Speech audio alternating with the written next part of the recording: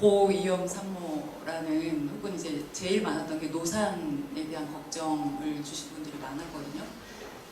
어쨌든 요즘에는 아무래도 이제 결혼 연령도 늦어지고 하다 보니까 노산이신 분들이 많은데 사연 다 읽지는 않을게요. 근데 이분들한테 그래도 또 조금 더 그 두려움을 극복을 하거나 혹은 구체적으로 좀 조언을 해주는 만한 게 있다. 저희 병원 교육대에 제가 고위험군에 대한 얘기를 하는데 의학에 나와 있고 여러분한테 이제 여러분이 알고 있는 고위험군을 구별하는 기준들이 되게 정말 위험해서가 아니라 어떤 보험 적용 기준이나 수술 기준들 이런 거를 붙일 때 고위험군 산모라는 표현을 써요.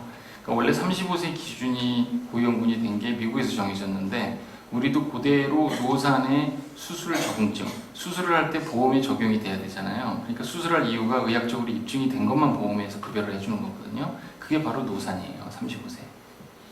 근데 그거를 또 의학적으로 또 하나 의사들이 이렇게 주의를 줄 수가 있어요. 35세 이후로 노화가 되고 더 체력이 떨어지고 또 치료를 받아야 될 때 더 잘 받아야 되고 의료 개입을 할 확률도 높고 뭐 임신 중독이나 또 여러 가지 질병이 생길 확률이 높고 이런 것이 나이에 따라 비례하는 건 맞아요.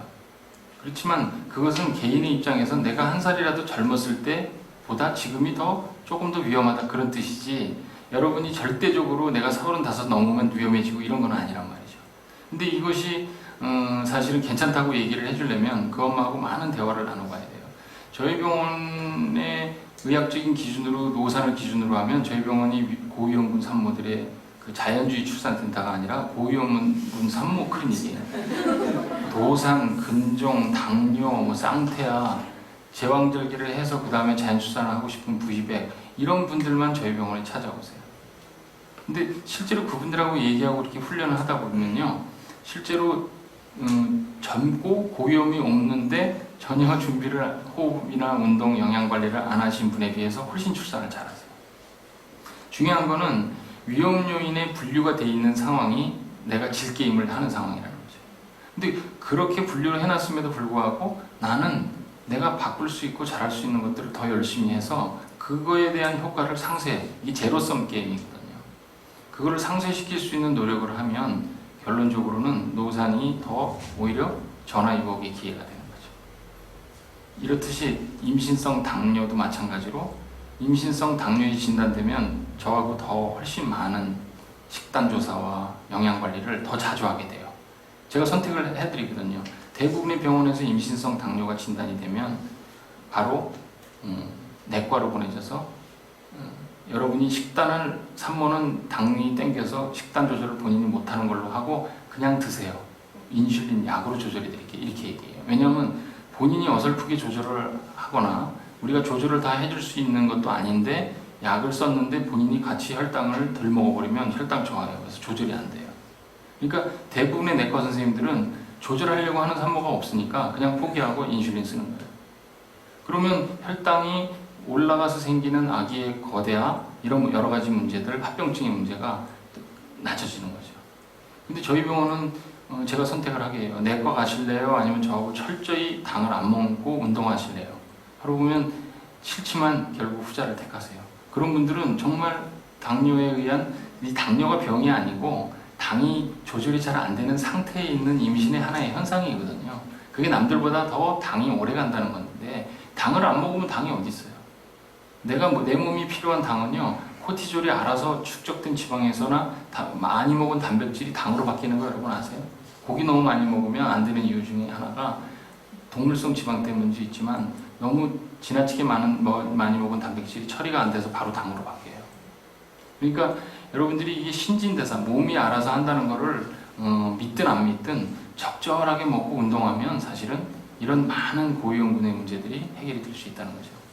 진정한 우리 병원에서 고위험군은 전치태반, 그 다음에 쌍태아 중에 이가 하나가 잘 안 자란 경우, 그 다음에 적은 아이들인데 저체중 아니면 너무 과습을 한 경우, 진짜 큰데 자연출산은 무조건 하겠다고 하는 분들, 준비가 안 됐는데 나는 무조건 밑으로 놔야 되겠다고 하는, 자연주의 출산이 뭔지도 모르고 나는 어떻게든 잘해달라고 하는 분들. 그러니까 준비가 안 된 분이 제일 첫 번째 고위험군이에요, 우리 병원에서. 그러니까 의사 선생님들이 얘기하는 고위험군은 본인의 노력을 다한 산모들한테는 사실 벗어나게 돼요. 많은 선생님들이 그래요. 실제로 노력을 안 하는데 어떻게 내가 그걸 관리를 하냐. 근데 저희는 그 노력을 더 하게끔 하고 그런 노력이 결과가 훨씬 더 좋아요. 근데 그래도 안 되는 분들은 포기까지는 아니더라도 무리한 목적을 잡으시면 안 돼요. 마지막 순간에 가서 제일 중요한 거는 제가 항상 아기의 생명을 합니다. 엄마는 잘, 아빠는 모를 수 있어요. 근데 저희 조산사하고 저희는요, 엄마 아빠가 자연출산을 하고 싶어도 마지막에 아기가 안 좋을 것 같은 생각이 조기 진단 차원에서, 예방 차원에서 조금이라도 발생하면 그때는 중지시키고 수술합니다. 저희 병원 제왕절개율이 그래서 이런 고위험 분들을 데리고 다른 병원에 반밖에 안 돼요. 13%예요. 근데 그분들은 할 거 다 하고 고생도 할 거 다 하고 수술하세요. 왜? 아기를 위해서 본인이 엄마가 결정을 한 거예요. 근데 이래도 만족스러운 게 뭐냐면 그 진통을 한 것 때문에 엄마의 회복이 굉장히 빨라요. 왜냐하면 진통을 자기 스스로 한 사람들은 몸이 이만큼 벌써 준비가 돼 있고, 두 번째는 아기하고 헤어지지 않는다는 것을 너무 중요하게 생각하는 거죠. 밑으로 날려고 너무 무리수를 두다가 진행이 안 되는데 너무 오래 진통하거나 양수가 열린 지 너무 오래되거나 또 출혈이 많은데 그걸 밑으로 날려고 준비를 안 하거나 이런 상황들이 결국 아기를 헤어지게 만들거든요. 그러면 엄마 힘들죠? 아기는 다른 중환자실에 보내죠? 이러면 자연출산하는 의미가 없어져요. 그렇지만 제왕절개를 해서라도 아기와 엄마가 떨어지지 않게 하고 조금 회복은 느리지만 결국 모유수유를 하게 하면 궁극적으로 한 4, 50일 지난 다음에 만족도를 보면 수술을 했든 뭘 했든 만족도가 굉장히 높아요. 결국 아기와 헤어지지 않는 것, 그 출산하는 것이 자연주의 출산의 목적이기도 합니다.